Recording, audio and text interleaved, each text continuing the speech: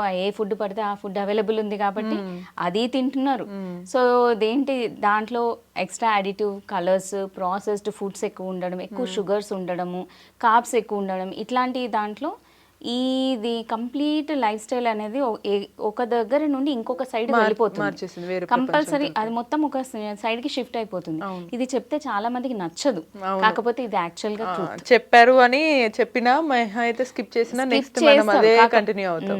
ఎప్పుడైతే గ్రౌండ్ రియాలిటీకి వస్తారో అంటే ఏదో ఇష్యూ అయ్యి అది ఆడవాళ్ళు అయితే ఇర్రెగ్యులర్ సైకిల్స్ రావడం కానీ, మగవాళ్ళు అయితే కానీ బాగా వెయిట్ పెరిగిపోయి రేపు పొద్దున వాళ్ళు పిల్లలు కావట్లేదు అని వెళ్ళినప్పుడు వాళ్ళ స్పర్మ్ కౌంట్ తగ్గిపోయినప్పుడు అప్పుడు వాళ్ళకి రియలైజేషన్ వస్తుంది, ఓహో నేను ఇన్ని రోజుల నుండి చేసింది ఇక్కడ నాకు ఎఫెక్ట్ పడుతుంది అని చెప్పేసి.